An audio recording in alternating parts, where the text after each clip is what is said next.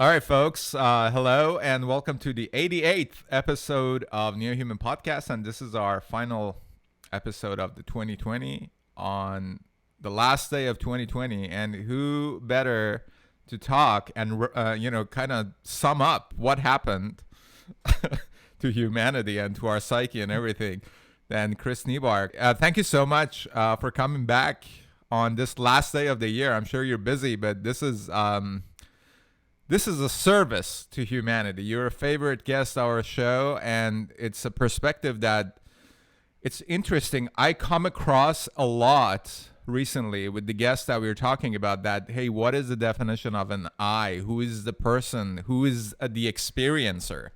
And, that's what you research, and that is your, area of interest and expertise, and you teach it. And you also have a book called No Self, No Problem, How Neuropsychology is Catching Up to Buddhism. So welcome back, Chris. It's great to be here. I'm looking forward to our conversation. It'll be interesting to see where it goes. Yeah. How are you doing with all this pandemic? And, pandemic started, but it really, has affected all aspects of our lives, right? And the last time you were here was, I think, mid-May. Sounds about right, yeah. Yeah. And then we went through all the riots and stuff. It's like, so much has happened. The way I look at the self, again, the idea that there's one solid self, that's what I really get at, that's an illusion. And you could start to feel that there's really like a society of selves. And so I have all these different interesting things that have come up over the last few months. As a social scientist, This is gold. I mean, people are going to be studying the last year in social science for the next 20 years. Right. And they're going to be looking at our reactions, why we have these reactions, and of course, this long list of everything people did wrong. and so it's going to keep social science busy.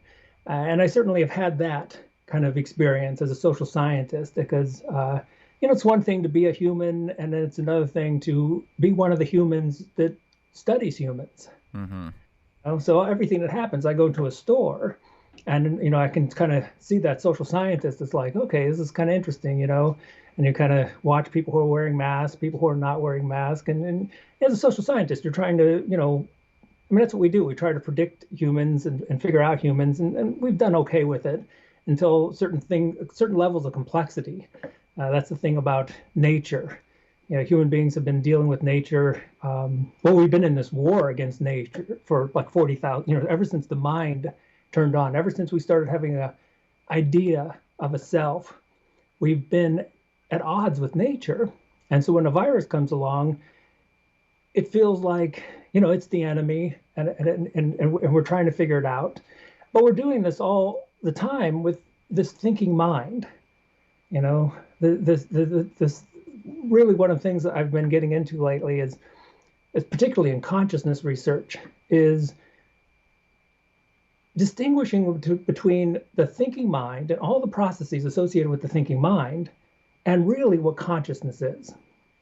And they're really separate, vastly different topics that get really confused in the literature. They get confused by some of the biggest names in consciousness research get these confused. And it's not because they're not smart, it's actually because they're brilliant. Their brilliant thinking mind is, it's almost like they're just too smart and they kind of get lost in thoughts. And there's been some work on this, like Michael Shermer has talked about why smart people believe weird things. Because like these super intelligent people are so good at justifying their beliefs, if they end up going down a certain path, they can go down that path very easily because they have so many intellectual arguments to justify it. And so I've been spending a lot of time trying to kind of dissociate what I call the thinking mind, which in my view, I think we talked about this last time a little bit, is as far as evolution, is a very new thing for humanity. I mean, we've been around the planet for 2.5 million years. The thinking mind has been around maybe 40,000, maybe 70,000 years. And it's very easy to get caught up in the thinking mind. and forget about the nature of consciousness. And so I've been doing what I can to help people become more aware of the thinking mind, the processes of the thinking mind, so they can kind of get back to where we started. So we can have certain experiences. So we're actually one with nature instead of finding ourselves at odds with it. Yeah, there are a couple of really interesting things that came across my mind. One is with respect to, you mentioned people who are studying people. And it's important. At the same time, it's a position that can be completely taken advantage out of as a position of authority. And if a person in that position has already determined the answer and is looking, for evidence to prove that already determined answer, then that is very problematic. And I think that is a big part of a lot of people's problem with quote unquote experts right now, and especially this year, because they're watching TV and are like, okay, this is what they're telling us, but I'm reading so much more about so many other different things online, on Twitter, Facebook, whatever. So the conclusion is that these people are lying to me. And they're lying for their own interest, which is completely natural. People have their own agenda. Yeah, we all do, and that's the nature of the thinking mind. It's a weird paradox in some ways, because the thinking mind is so self-motivated, but one of the ways it can maintain its self-motivation is to become part of the herd, become part of a tribe, and get those collective numbers. And then when you get a group of people all thinking the same way, it's really difficult as a human being to stand in face of the mob and say, I'm not sure I believe any of you. Yeah. I mean, it's a difficult thing to do. But we're also, as you pointed out, the nature of what an expert is. It's so difficult right now, because when you look at science, particularly in the last 50 years, I mean, let's go back even 50 years in science. You would get a specialty area, and there would be a couple journals, and a couple articles would come out, and it was real easy to keep up on things. Now, even if you want to be an expert, say even in neuroscience, the data, it's so exponential. It's so difficult to keep up. And so really, what are we even calling an expert? I mean, the idea of being an eclectic these days is nearly impossible. And so, that thinking mind is kind of screaming out to the world, like, who should I believe? Mm. And I found this, for myself, I found myself in this position where, should I trust this scientist?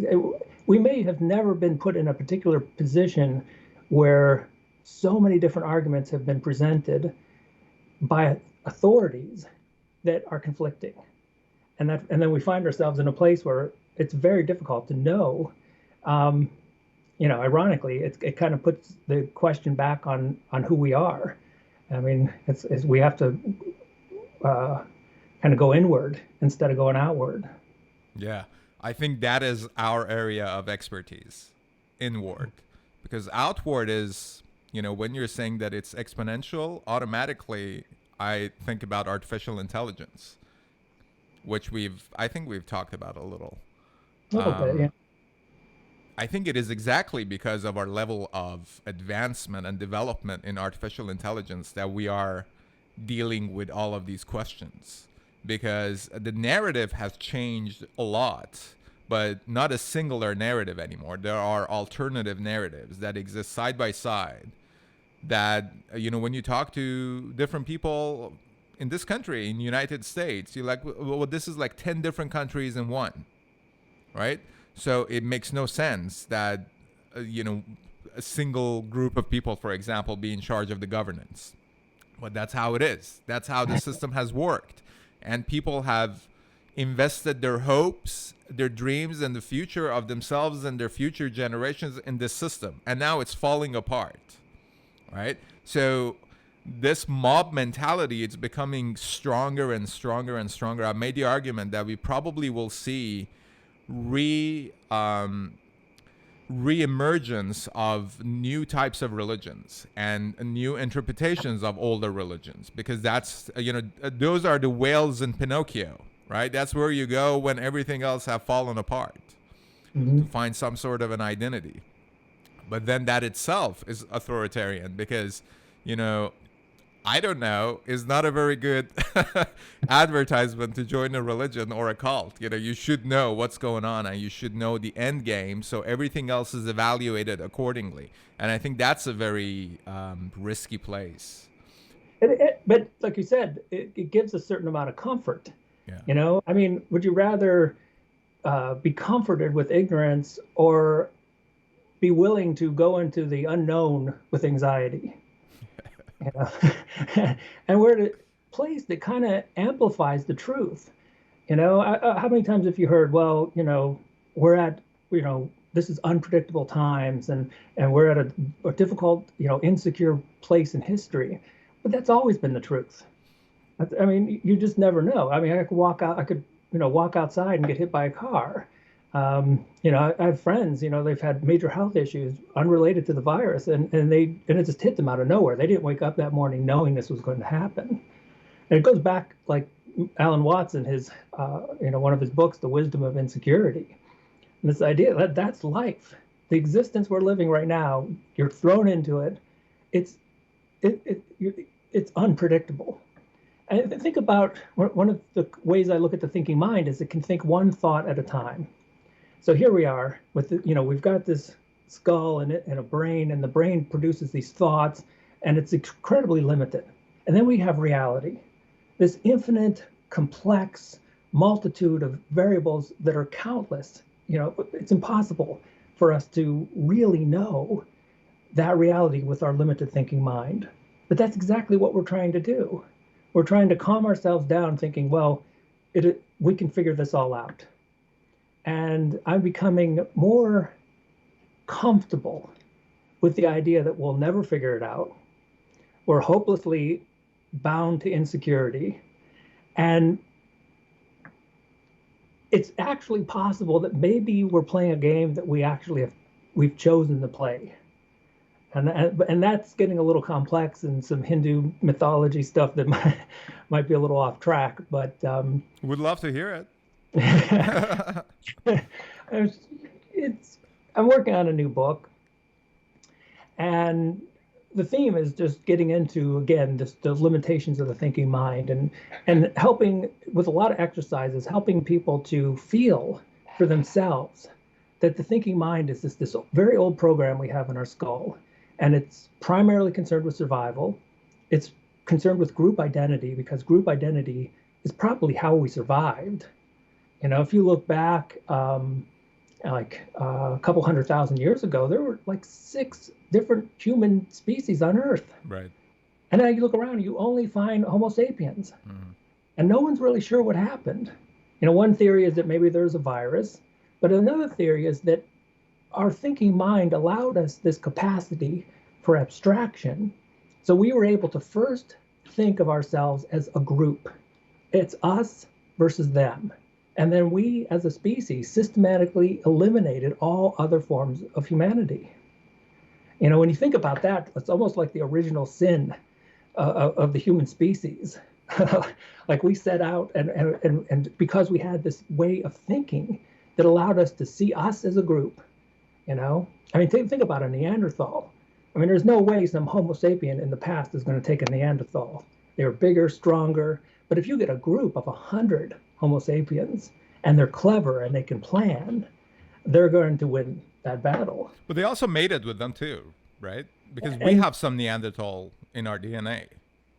And if you've ever played around with these tests now, it's a kind of strange thing to get this back. I got my results back and I was like 1% Neanderthal. I'm like, wait a minute. I haven't done it myself. My girlfriend has done it. I'm, you know, I was in the belief that because like 23andMe, a pharmaceutical company invested on it for like billions of dollars. So they have access to all the genetic code. And a part of their agreement is that we can do whatever we want to do with your genetic code. So it's a little uncomfortable, but you know, at some point, I'm like, well, it is what it is. How am I going to get out of it? So yeah, it sounds interesting. And then they're not all mutually exclusive. There's a chance that we probably did mate a little bit, and like I said, it could have been a virus. So, but the one theory that I'm particularly attracted to because it helps explain so much to me that it was our capacity for conceptualizing in groups and out groups that allowed us to work together as a tribe and then eliminate any competition. And now that's backfiring on us, because what do you do when you've eliminated all the competition, but you have a program that sees everyone as an in-group or an out-group? Yeah, it ran its course. This program ran its course. It's outdated. And, like you were talking about software, the interesting thing about software is, it's continuously, AI, the reason it's able to become so exponential is because it's always changing. Imagine using a computer from 10 years ago. Even 10 years ago would be outdated. But the software we have upstairs, it honestly seems like it hasn't had an update in 70,000 years. It's like we're running this old program that's trying to survive, and it has nothing to do now. When you look at, now it's true, a lot of people on this planet, they're hungry, they don't have shelter, the basics of life are not there. But what I work on, my work is more around people who actually have everything. They have a house, they have maybe, I live in a small town, and it amazes me that if I drive around, there are $30,000, $40,000 cars everywhere. Everyone, it's just this abundance of wealth. Fast food places. You make a phone call and food gets delivered. The mind has nothing to do. What is it going to do now? What problem is it going to solve? It doesn't have to, all the basics of survival have been met. So what the mind does is it opens up the category of what a problem is. And this is why we find these fascinating things where people will complain about the air conditioning. If it's 1 degree off and they're like, well, the air conditioning's 1 degree, because it has nothing to do. So it invents out, mentioned to a really fascinating study to your audience. I think it's maybe the most important study, like if I had to rank them for whatever that would be worth, in the last 20 years. And I'll give you the link because I'm not really good remembering the details. So they had a simple task, and it was just detect when a blue dot appears. So okay, that's pretty simple. Press a button when a blue dot appears. And they had a couple different variations of this. And another, press a button when you see an angry face.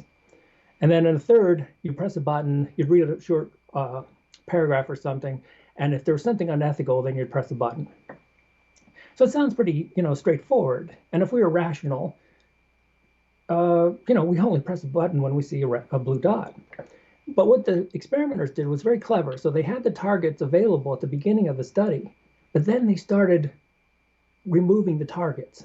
So they started removing blue dots, and they started removing ethical problems. They were removing angry faces. Now you think if we were rational, we'd just stop responding.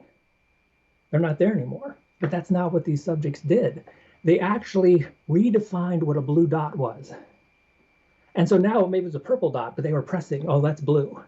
Or maybe it was a slight little ethical problem. Oh no, that's an ethical problem, or that's an angry face. So they would redefine the target so it matched what the goal of the experiment was. And you just see this. The mind is like out there looking for problems, and it keeps expanding what a problem is, so it has something to work with. Yeah, and when you solve it, it changes the goalposts. It's like, yeah, exactly. It's never ending. The interesting thing about this is they told the subjects this. You could tell the subjects, like, by the way, we're going to change things. We're going to stop showing blue dots, and it didn't have any effect. They still so it shows that this mind program I talk about, and again I call it Mind 1.0 because it's just old and it's never been updated. It's very resistant to intellectual information. It thinks it's an ice age 50,000 years ago, and it's out there thinking I'm going to have to hunt for food, but none of that's what we find in our day-to-day experiences. And so what's it going to do? Oh, the air conditioning's too cold. Yeah, and that is a mentality that will take you at the top echelon of institutions and governments and basically every tribe and every group and every organization, which themselves are created of or a creation of this old mind, And people who make all the way at the very top, like Alan Watts, I think he was saying that the person at the top has the bloodiest knife. Oh, yeah. Sit on the biggest throne with his back to the wall. Always about the wall. As you know, someone else is going to take it from you, and that's what we've been doing. And but yeah, you're right. You look particularly at the universities. I mean, there's even this area where they've called it grievance studies, where it's like the mind is like purposely going out and it's, oh, I have nothing to do because I've got my food, so what am I going to complain about? What's the problem that I can solve? And it goes out and it finds these like, really silly little things to try to fix. And like I said, I mean, they're not fixing though; they're destroying. That's another thing, that there are builders, and I realize that throughout human history, there has been far less builders than people who have destroyed, with the plan that, hey, we're going to destroy this to build something in its place. But when you destroy something, you realize that it's actually not that easy to build something. That this thing that I've destroyed within an hour or 2 hours, it's been, maybe it take like 10 years, 20 years for it to be built. And the idea that this, whatever it is, manifested as, basically a sign of that idea, as a respect to that idea, as a representation of that idea, that itself could be much, much older, centuries. So that seems to be another issue that we are dealing with right now, that, hey, we just don't like this. Let's destroy the whole thing. Mm-hmm. And, well, what are you proposing as an alternative? There is no proposal. There is no alternative. This is just bad. It needs to go. Right? And again, yeah, and it does seem like it has to, it's not personal. That has to be some manifestation of some kind of species level wiring to just destroy and then just really hope that this small group of builders somehow, if you do look, I mean, like we said, maybe it is a smaller percentage, but maybe we've been lucky. I mean, there are people who go in and they build, they write constitutions and they come up with these ideas and they do things. So I don't know if we've just gotten lucky so far, because you do sort of, what if, because you could look at this as like, people who build and people who destroy. What if the people who destroy become so dominant that the builders no longer exist? Right. We find ourselves, I mean, it kind of reminds me of a line I think Elon Musk was saying during one of his interviews. It was like, if people stop making things, there's no more things. Yeah. Yep. And it's true, not just for physical things, but it's for philosophical systems. And so if you want to tear down a philosophical system, well, do you have something like an alternative that you're going to present? Yeah. Yeah, it's interesting. You mentioned Elon Musk. Late May, I think it was like a week after we talked, I went to see SpaceX's launch. It was a test for the Dragon crew. They sent 3 people to International Space Station. And it's a very spiritual kind of a thing, especially with SpaceX. The first time I saw it, it was Falcon Heavy. And then you see those 2 coming back to Earth, which is like science fiction. The rocket goes up and then come back down. It has a spiritual kind of, it makes you feel a certain kind of a way.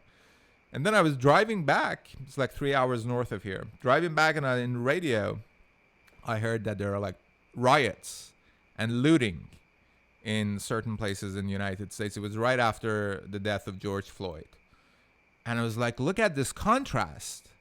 That one is the manifestation of the greatest achievement of humanity, engineering, and you're sending humans out of this planet. And the other is breaking into a Nike store and stealing shoes because you're upset about racism. And some people who see what's going on, they're not saying anything because exactly like what you said, they want to be part of a group. They don't want to deviate away from the narrative. And I have I have empathy. I really feel like it's difficult. I remember one time, this was when my daughter was very young, and we were at some place where she was getting lessons for swimming, and there was only one teacher, and she looked like she's herself maybe like 12 years old. So, and she was teaching a bunch of kids like in like 5 or 6 years old, and it was just clear like she could not handle this many kids. It was a dangerous situation, but she, in a very authoritative way, said all the parents need to leave. And I remember just going with the herd, and then I heard, it was something that broke through that and said, "What are you doing? Yeah. Wake up."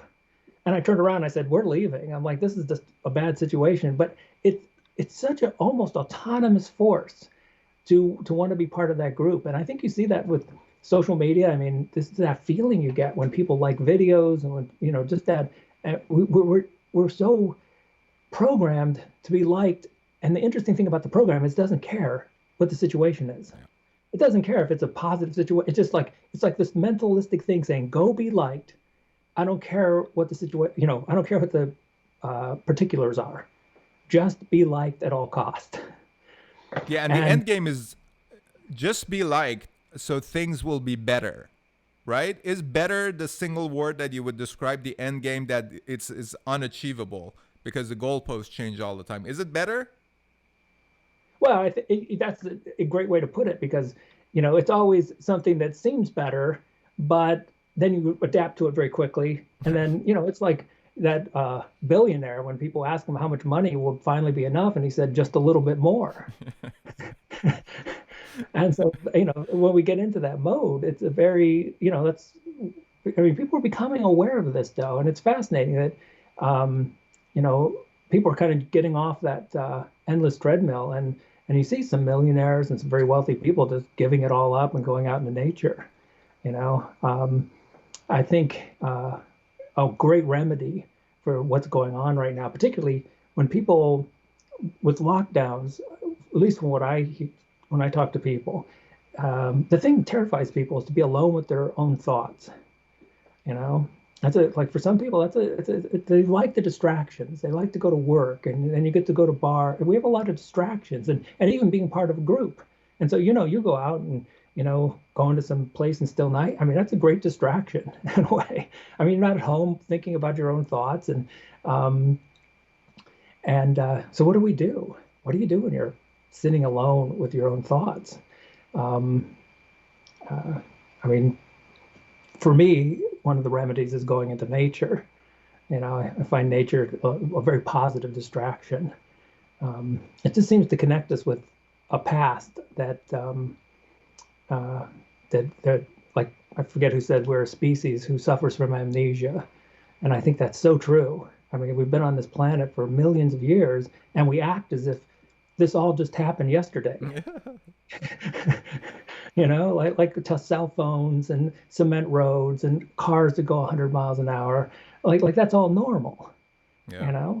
And it's not. It's a really strange place, and the dominant thing, we were always alone with our thoughts.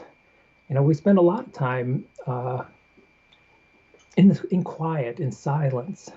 I did this practice with my students, because we don't realize how unusual silence is, and we're continuously surrounded by noise, and I kind of thought that, well, no, things are kind of quiet, until I really went deep into it, and I realized, no, things are not quiet. It's always noisy. Even if I go for my jog in the morning, there's still cars, and so what happens when you really turn everything down? And there's some very interesting work and they found it by accident, because they would always have silence as the control group, but it turns out in these silent conditions, you'd find neurogenesis, and you'd find all kinds of really interesting things, reorganizing in a positive way. And so silence is good. Being alone with our own thoughts is good, but we're not ready for it. It's just like some people just threw us into this, and it's freaking some people out. But ultimately, I think it's being alone with your own thoughts is to me, it's the greatest form. It's a very good form of meditation, because you recognize, it's that opportunity to recognize that you are not your thoughts. When you sit down, so you're alone with your own thoughts, and then you start realizing what a wild, strange program this is. The stuff that it goes into, and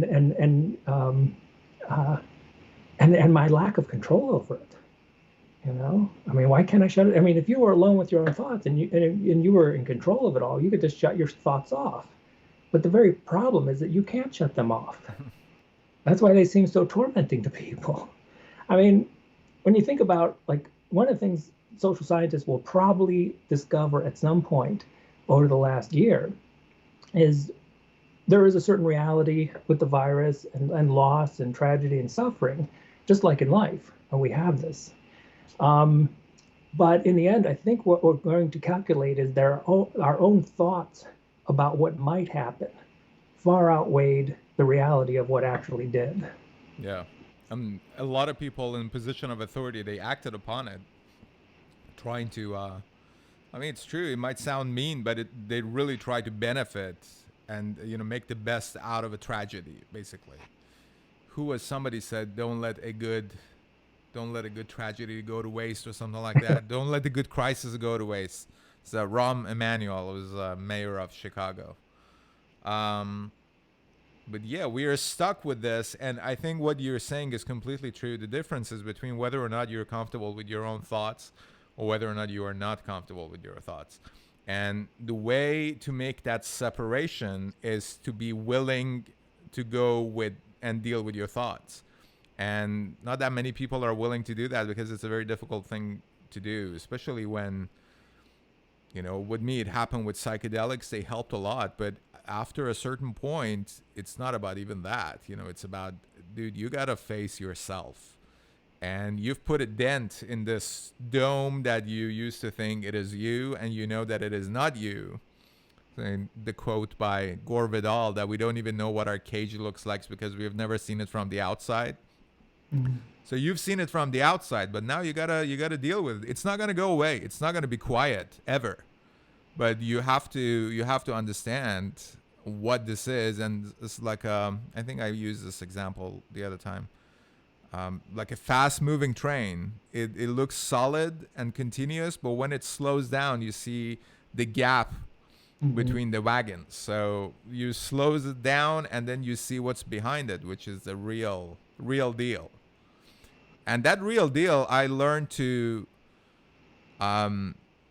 understand it as the concept of God, for lack of a better term, that is decentralized and layered. Everything is a manifestation of it, and everything is experiencing it, and it is experiencing everything through everything, if that makes sense. Absolutely, yeah. So I'm perfectly fine with not knowing because I'm knowing to my capacity, and the best I can do is to be a conduit and to be so hollow that my intellect goes away completely. It's my instinct that I'm acting upon it. It's very safe to be a musician because the consequences are your musical notation. But it's like I'm moving by the will of God, basically. It's an interesting place to be. It is, and there's a certain amount of courage that comes with that. And again, whether it's that courage to go against the crowd or to be alone with your thoughts, and your thoughts are creating all kinds of suffering, and yet you deal with them in spite of that. For me, when I was in my 20s, I was so unbelievably neurotic. I mean, my whole life, if I sat for a moment with my own thoughts, I was convinced I was going to die. My heart was just going to, it was all this like typical neurotic kind of thing. And I remember in a moment, I just got so frustrated with it. And I said, do your worst. I'm done with you. If you're going to kill me, just kill me right now. I've had it with you. And all of a sudden I felt this peace, and it was just kind of like that kind of, rather than fighting it, you in a way it's kind of surrendered to it, but it takes a certain kind of bravery, I think, to do that. It's acceptance. And I think that people say love, but it really is acceptance, because love, the way that most people understand it, it's just a chemical reaction, and it declines. After a certain, it has a very specific evolutionary reason that you feel a certain way towards your mate. Right? It's a very different kind of feeling when you're listening to music and you're not judging, you're going with it, which is you're accepting it as it is. There are no genres, there's no style, there is no, because I've done this for so long. When I was younger as a guitar player, I would listen to music and I feel bad inside that I'm not as good as this guy. And then it affects the entire experience of enjoying a good music. Like, I don't have to be that guy. I'm me. Oh, exact experience. And I literally put the guitar down for years. I mean, it was, and because I couldn't get over that judgmental, I'm not the guitar, I'm not the musician I want to see myself as. And it was all caught up in judgment and expectation. And it took me, it was actually quite a while before I was able to get over all that and go back to that state, that non-judgmental kind of enjoying it and enjoying mistakes even as part of it, and the whole process.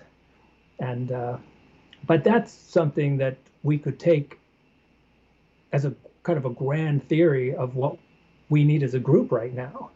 That kind of categorical thinking that, with expectation and self-judgment. I mean, that's what I put together as kind of the main components of this mind program I talk about. And I mean, that's how it works. That's how categories work, like in groups and out groups, and it seems to base these categories on really trivial features of other people. And when you see that program for what it is and get beyond it, and then you like at that immediate experience, like there's only like this in this moment, this is the only experience like this in the universe. Yeah. No, this is it. This is blessed uniqueness. Yeah. I mean, there's nothing else like this that's ever happened in the history of reality. Like even us talking, like we've never talked about this right now, you know. And then the categorical mind, though, it comes along and it says, no, this is Monday. Yeah. And, no, this is the week. It just wants these little mental boxes. And the problem with mental boxes is it just makes life feel very ordinary. Oh, I'm in another mental box. And that's the real paradox of our existence. Every moment is absolutely unique. But the mind has us believing that we've been in this moment before. Oh, it's Monday morning at work. No, you've never been in this moment your entire existence. This is absolutely new. Everything that's happening to no, because it will take these trivial little things that are common and it creates those categories. And that's what we do with people. We do it with music, and it seems like we do it with government, the way that we organize our lives. And, like one of my other favorite Alan Watts quotes, he said that the best form of government is just, they just muddle through, and there's certain something with that, instead of coming up with too many expectations and grand goals and like, handbooks of behavior and all these things that we've been, doing for so long, because all those are motivated by, hey, this will be a little bit better than what we have now. We just sort of muddle through. Yeah, it's also instruments of control for them, because we've talked about this in the podcast too. It's very uncomfortable for a lot of people when we talk about it, but the fact is that liberal democracy itself as a system has reached its limits, because yes, it would have worked great in the 80s and 90s when you had like, I don't know, 10 different TV channels and some newspapers to set the narrative, but the narrative was singular, right? But now it doesn't matter that a majority will win because minority has all the channels that they need in order to express their dissatisfaction. So you cannot really govern as a democratic society. And, Greeks hated democracy. Founding fathers loathed democracy because it's a rule of a mob. And the entire point of this country is like what you mentioned, to be able to be that one person standing against the mob and like, I don't want to do it. This doesn't make any sense to me. And that one person will change the entire course of civilization for everyone else, usually. I think we need alignment, but in a very general sense. I was thinking about starting some kind of a community that people can come as creators. Are you creating something? Is it a poetry? Is it like painting, music, computer program? That is the only point of alignment. You have to create in order to stay in that community. And they'll create incentives for people. More creative people want to hang out together. They start their own communities and they govern themselves. Painters want to, live their own lives as painters. But the understanding that needs to come with that is that there is no better. There is no such a thing as better. This is it. And what you make out of it. And not only that, this second and this moment is unique, it's that all the other seconds and years and all the time that you've spent throughout your life to get right here, they had to happen exactly as they did for you to be here right now. And they were all unique in their own ways. So there is no regret. Yeah. Yeah, I mean, that's a really amazing insight that can catch people because we all have moments where we go back and, oh, if I could just change this, if I could just change one little thing, and like I want to go back and, if I had just done this differently. I mean, rumination is a huge component to depression. And but it's fascinating when you can turn that and just slightly and there's a Japanese art. I don't know if you've seen it before. They've taken like, precious pieces of art that have been broken, and then they fill it all with this beautiful gold. And so it's a way to reconceptualize where you realize that all these things I thought were mistakes got me exactly. They all culminate into this exact moment, and so they weren't really mistakes. I wouldn't want to get rid of any of them, and yeah, that's an interesting take. I'm not sure if psychology has really done the way you're putting it is it's interesting. I don't know if we have the numbers on that because I don't know if psychologists have looked at that. I don't even know how you quantify something like that. It might be difficult, but it does seem like for a society to work, you would have to have some number of people as builders, and then I think it seems much easier to be on the other side and just tear things down. That seems to be kind of an easy, so again, maybe the majority would be on that side, but I don't know. I mean, yeah, sorry. Oh, go on. I was thinking in preparation for our conversation, which was mental. I was like just thinking about different topics. Tyranny itself seems to have a very deep root within our nature, because all the kids who I've seen at their very young age, they're tyrants. They don't want to compromise. They don't like it any other way. It is their way or the highway. And it is through some kind of a stronger force, this kind of a wall that is being built in front of them, hopefully in a non-violent kind of a way, to tell them, hey, dude, you cannot just get whatever you want in life. And then little by little, they become, I guess, more suitable for a polite society. But what can you tell me about this nature of tyranny in deep within humanity? Well, I think some of it comes down to that tribe mentality that probably outweighs that. And we all come into the world kind of with our own egotistic, 2-year-old has, like the psychologist Piaget talked about them being so egocentric, they can't really see the world outside of their own view from it. But if you really want to be part of the group, that's got to have compromise somehow. So I think we've got like subroutine of the mind program that with a conformity and that desire to be part of the group eventually outweighs our own and some people. So maybe the baby is right on the individual sense. If each individual being and thing and species is a reflection of the whole, and it's through the unique experience of each of those elements and members that we all can experience the whole. Maybe the baby is right then, that it is our need to control that have forced us to create groups. And, things can become so normal to us. You walk through a mall, and it can, just because you grew up, like I grew up in the 80s, and malls were normal, and we become habituated to them and stuff. But they're really freaky, weird things. Yeah.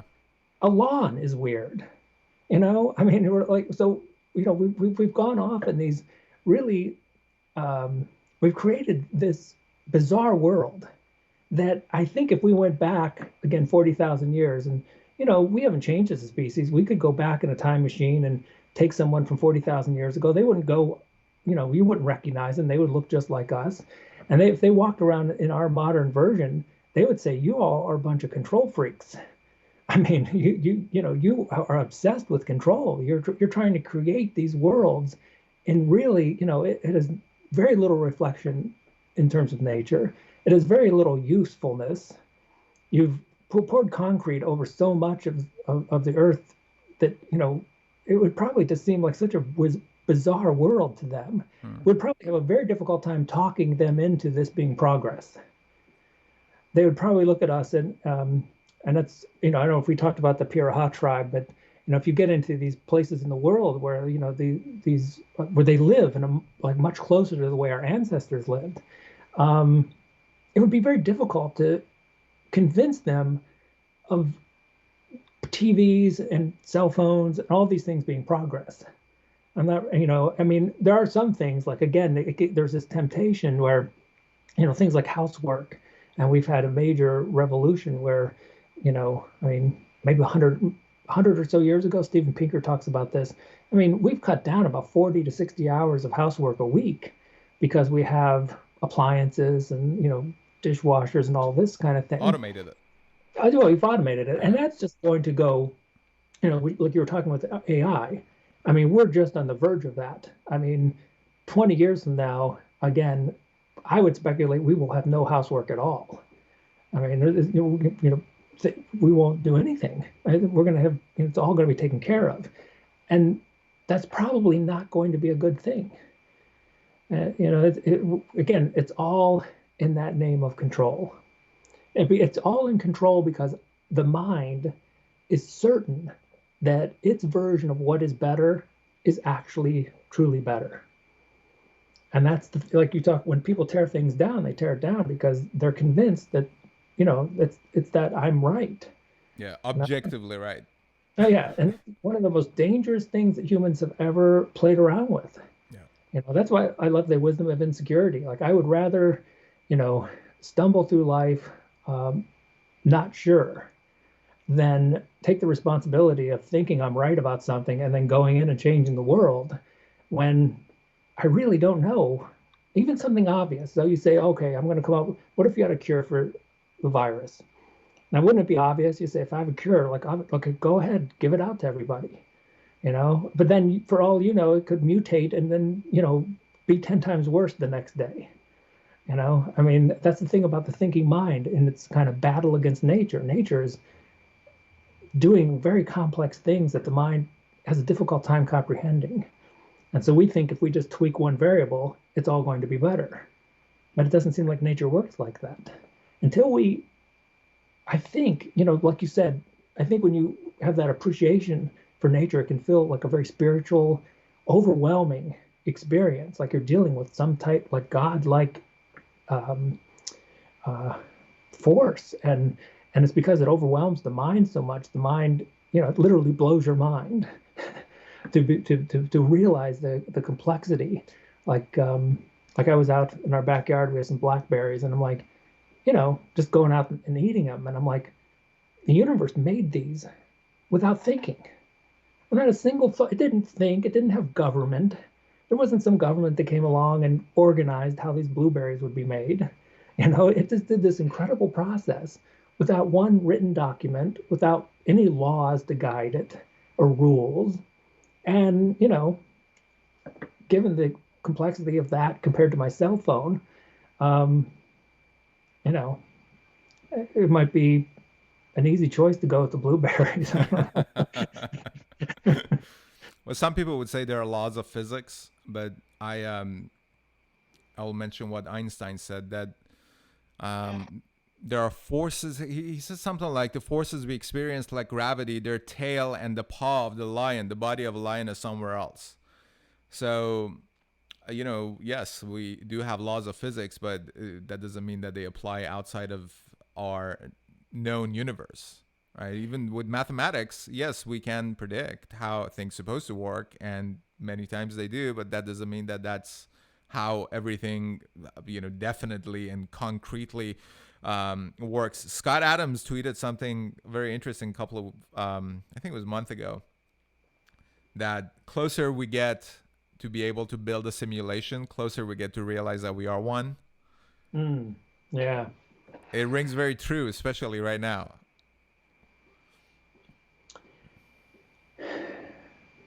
Was it Elon Musk who was put to that?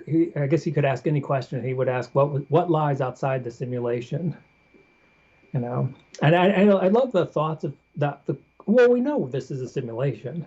Yeah. I mean, from a neuroscientist perspective, I mean, it's clearly a simulation. I mean, in terms of people's experiences being guided by neural activity. I mean, but then again, you could say, well, how do we know we have a brain?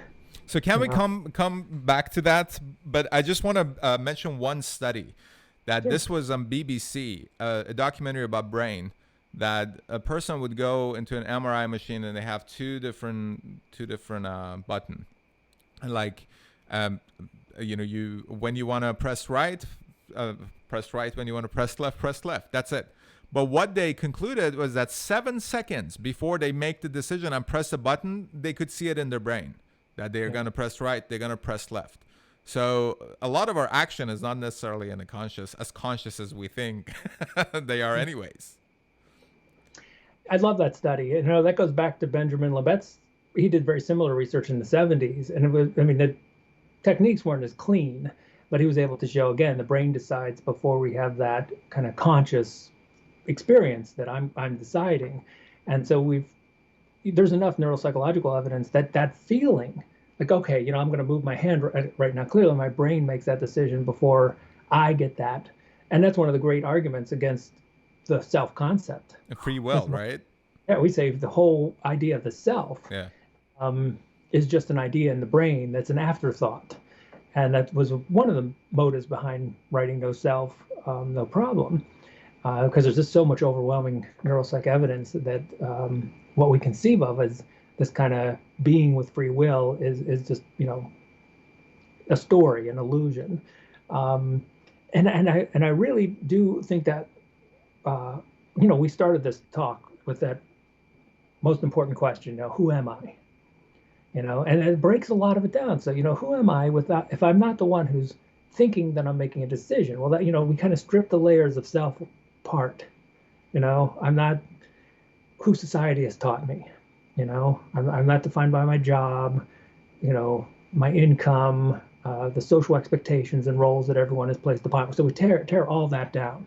But then it gets down to this really interesting stuff with free will. Okay, I'm not the decisions that my thinking mind thinks that it's making. Now who am I? And I mean, so... what's interesting? It just occurred to me right now that this process of asking the real question follows a series of destruction. Oh, it does, but in a way, the nice thing about it is when you tear it all apart, there's actually something, there is something there. Yeah.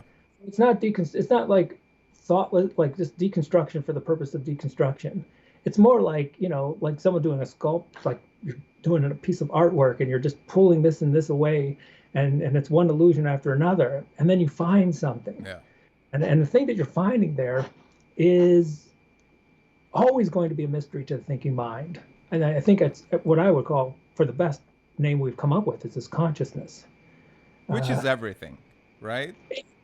Yeah. I mean, it's the foundation of reality as we know it.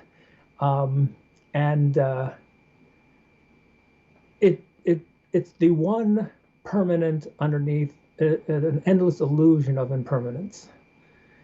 And so conscious, whatever name you want to give it, I think people throughout history have given it all kinds of different names. And they've called it all kinds of different things because of different cultures and different, social influences. I mean, it's just a name. But the thing they're referring to ultimately is the essence that, is underneath our ego, but it is the consciousness that so many researchers in consciousness get confused with the thinking mind. And so from my perspective, I deconstruct. I guess I do. I take apart the thinking mind, not because I want to destroy it. I just want to put it in its place. And the thinking mind is an incredibly useful tool as long as you use it when you need to. It's great to make out schedules, to plan and to, do things around the house. It's not a great way to live. And so I like to make consciousness my home and then the thinking mind a place I visit. And do you feel do you feel that consciousness is something that will remain unknowable? Yes. Yeah. Yeah. Unknowable to the thinking mind. Yeah. And that's a problem that human beings are facing right now. You know, we found things like quantum mechanics, the most successful uh, uh, theory in all of science, and it makes crazy predictions that no one can understand. Well, that's reality. You know, just because we can't understand it doesn't mean it's not real. Why in the world will we have this amazingly ego assumption that our thinking mind could comprehend reality? I mean, why? I mean, you know, with science, and again, it's a fun thing. You could do science. It's a good living. It's, you know, it's fun to play around with these things. Is science going to alter? Is neuroscience going to reveal the nature of consciousness? Um, I mean, I really have no hope on that. But I don't blame people for doing it. Yeah. I think it's a great adventure. And you know, if you were one of these there's a lot of neuroscientists out there studying the topic of consciousness, and I totally empathize with why they would want to do that. It's a, you know, it's a fun thing to do for a living, but I could never take it seriously. I mean, I could never believe that no matter, I mean, no matter how much you study the brain, you're not going to find this thing called Yeah, consciousness. the real deal. Yeah. Yeah. It's not a thing to be found. Yeah. It's not a thing. You know, that's the way the thinking mind thinks in terms of things. Yeah. You know, and that's again, it's all tied in with that idea of as soon as you come up with things, you start controlling. You know, I come up with a hammer, and you build, and that's what we're doing. And this is a kind of wild adventure that we're building this world, and it's a very strange place to live in, but and you can look at it in that way, or you could think of it as just this, you know, consciousness. Because this is all, if this is all consciousness, then even the thinking mind is just a form of consciousness, you know. And even the stuff that we're doing, like even the buildings and the cars and all these things, on the one hand, you could say, well, they're not very natural, but they came out of nature.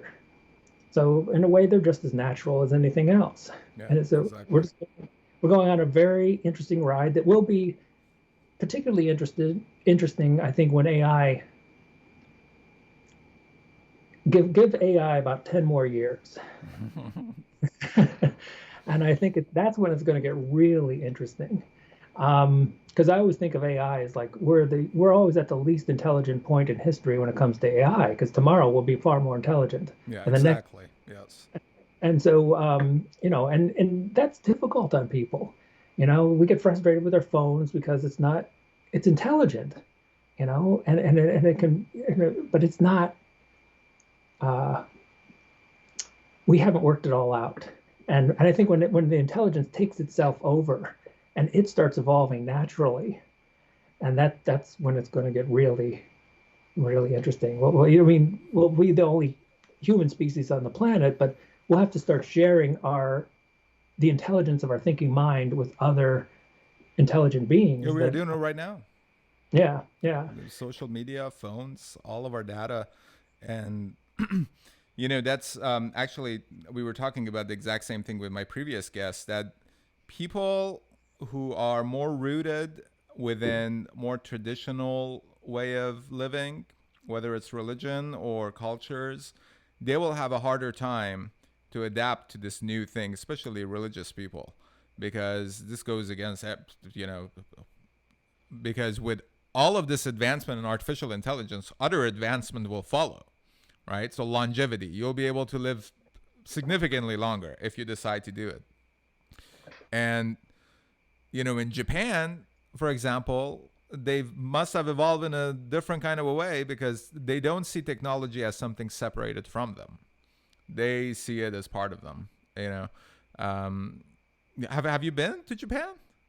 no, no, So the robot priest in the Shinto temple makes no sense with a Westerner, you know, yeah, but it's perfectly natural and normal there. People go and communicate with that priest, and you know they're not threatened by it or anything like that. But in this part of the world, because I don't know if it's culture, it's religion. In Middle East, the same way because of religion. Africa will probably certain place have the same kind of a way. Technology is not something that is related to humans, right? It's an outside force. It's a tool that we're using it. But I think we evolved together, and now we are, we not now. It already has passed the point of we being able to catch up with our technology, because the evolution of that is exponential. And at some point, it will feel in a very real sense and practical sense that we are being left behind. And then there is a choice. That's going to be a tough thing on our egos. But Yeah. when you look, like, if consciousness is fundamental, that's a real popular idea right now, and that it is the, beginnings before there was a universe. And this consciousness is experimenting, and it experiments with us. We're a manifestation of it, and so is AI. It's a different kind of manifestation, but it's going to be tough on our egos because the AI is going to be smarter than us. Our thinking mind will never match AI, and we can't even do it. I mean, back in the '80s, you couldn't even play chess and win. So we know, and it's look at Jeopardy. I mean, as soon as you get an AI program and these, and whatever the thinking mind conceptualizes intelligence, like an intelligence test, clearly the AI is going to have IQs in the 500s soon, and we just will not be able to compete.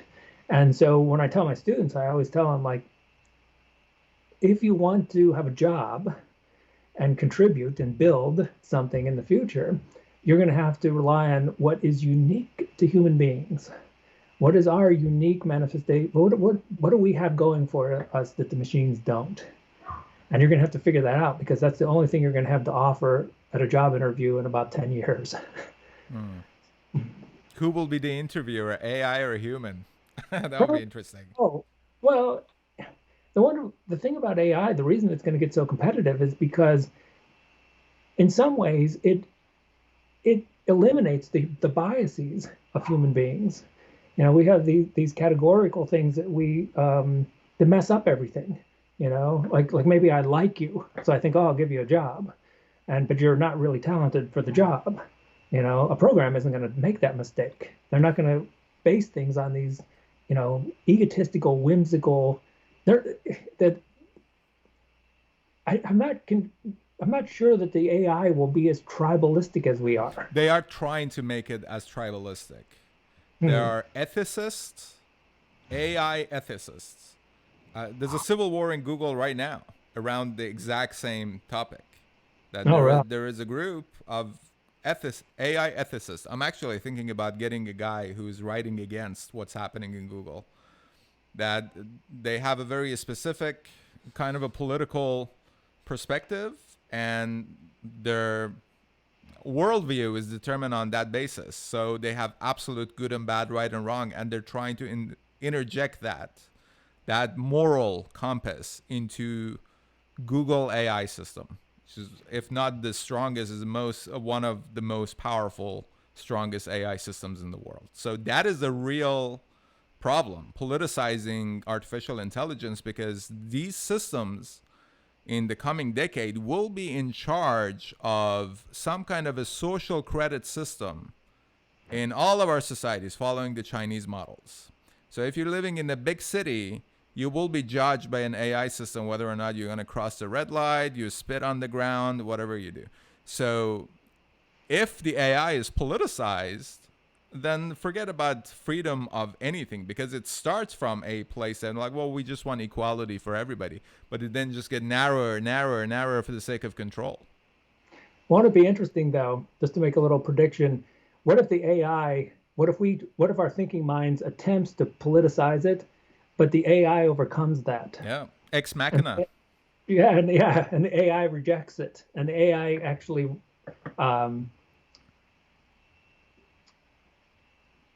that would be almost that when we start speaking of AI becoming conscious and self-aware. That's it. Yep.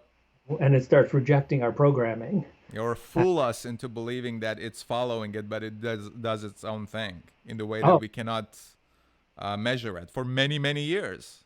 Yeah. And then we don't see it till it's too late. Yeah. And that would be almost poetic justice when you think about human beings. And if it's true that we did kill off all of our human competitors 10 or so thousand years ago, and then we invent supposedly, AI but then AI does the same thing to us. Yeah, there you have it. Karmic Yeah, justice. it would be very, very something you can imagine, the universe doing. And of course, we would take it very personal, but Yeah, yeah. But we're taking it personal because we are seeing ourselves as separated from the whole thing. We are seeing this format as permanent, but yeah, it's not permanent. Also, I think it's important to mention when Chris is talking about if you bring somebody from 40,000 years ago and put it here, I'll say you're control freaks. It doesn't mean that it is better to live, or my understanding is that it doesn't mean that it's better to live like 40,000 years ago. The point is, you do not need a job to be considered a human being and have a human experience. So if you're stressed out about your job, you can quit your job. You will have series of other challenges and difficulties that have been created because of the decision that you made to have that job. But once you go through with it, my understanding is that all we need is air, water, and food. Shelter is super nice, but there are plenty of people in this world, they don't have shelter. Doesn't mean they don't have human experience. mm, And after that, we receive, create, and share information based on our objectives that are completely impermanent and temporary. And none is superior to the other. We're just experiencing this reality. And that's it. mm. I like the one documentary about the Piraha when they talked about how you could send them into the woods naked, and they'll come out with everything they need. Mm, And that's a very like okay, well, everything I need. That's a very interesting thing to very, ponder. very interesting. Yes. And what I find is that again, when you start undoing the social conditioning, you realize that you need less and less, and what far less than you've ever been taught that you need. Yeah. Amazing. Hey, we talked a little more than an hour. I don't want to take too much of your time. This is New Year's Eve. Yeah, yeah. Thank you so much for doing this. If you are going to, because I asked you the alien question twice, so let's end this year with this. If you're going to give one piece of advice for the coming year and beyond, what would that be? It's a little trendy. I've seen some memes for it. Um, but I think there's a reason it's trendy. I think it's good advice, and that is do not believe everything you think. The mind still thinks it's 40,000 years ago and we're in a tribe of 100 people, and all of a sudden it's finding itself now there's like 360 million. The numbers are just so overwhelming, and we were never really made to live in a world that has the numbers that we have to deal with now, and so the thoughts are all over the place, and to recognize the thinking mind and to recognize that you are not the thinking mind, to me, at least, that's liberation, that's freedom, that's individuality. That's when you actually get to explore who you are as an individual. Um, so if you can just start with that, like, okay, you're going to have the thoughts. As far as I know, there's no way to turn off the thinking mind. There's no way to unplug it. That's the nice thing about computers, they really, you just unplug them at least for now. Who knows? 10 years from now, that may not be the case. But if you can just, work on it slowly, don't believe every thought you have. Just a little piece of space between, that thought and you believing that thought. And that can open up, I think, room for a lot of peace.